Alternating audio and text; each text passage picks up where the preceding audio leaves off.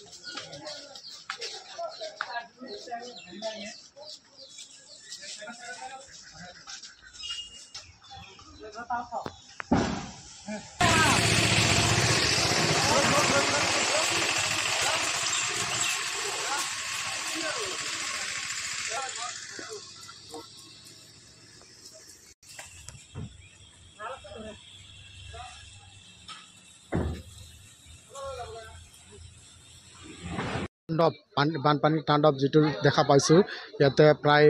150 মান পৰিয়ালৰ অতি সংকটজনক অৱস্থাত আছে আৰু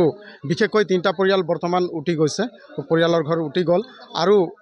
লগতে আমাৰ নিচেই ওচৰত থকা ভুটিয়াচাং চাহ বাগিচা মডেল স্কুলৰ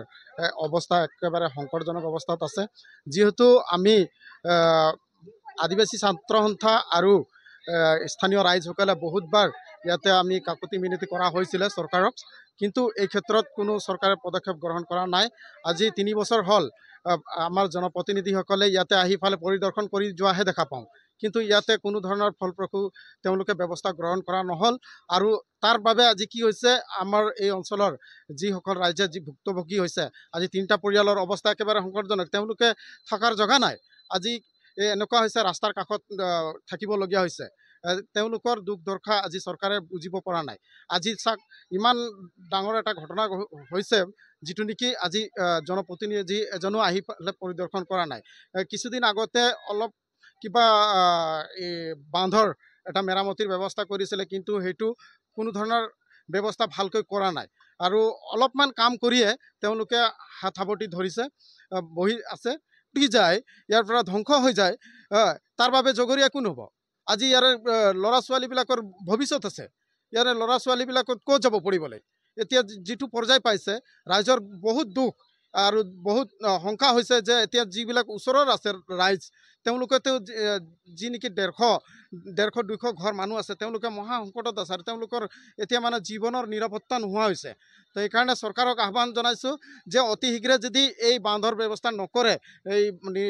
যিটো নেকি নিৰ্মাণৰ ব্যৱস্থা নকৰে তেতিয়াহ'লে ইয়াৰ বাবে কিন্তু সম্পূৰ্ণভাৱে দায়ী চৰকাৰখনে হ'ব পৰিয়াল বসবাস কৰি আছোঁ মোটামুটি আপোনাৰ 200 ঘৰ মান আমি বসবাস কৰি আছোঁ ইয়াতে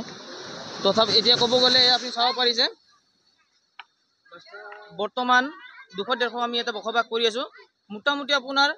60 ঘৰ মান বৰ্তমান ডেঞ্জাৰ জোনত আছে আপোনাৰ ৰেড এলাৰ্টত আছে মোটামুটি 50-60টা ঘৰ আপোনালোকে চাব পাৰিছে কেনেকুৱা অৱস্থাত আছে আপোনালোকে দেখা পাই আছে এতিয়া আহিছে আপোনালোকে দেখা পাই আছে তো বেছি ক'ব নাযাওঁ মই যিখিনি কৈছোঁ আপোনালোকে দেখিছেই যে কি হৈ আছে বৰ্তমান নদীত লৈ গৈ আছে ঘৰবিলাক দেখা পাই আছে আপোনালোকে লাইভ দেখা পাই আছে তো সেইকাৰণে মই চৰকাৰক ক'ব খুজিছোঁ অতি শীঘ্ৰে যাতে কিবা এটা সিদ্ধান্ত লয় নহ'লে আমাৰ মোটামুটি 200 ঘৰ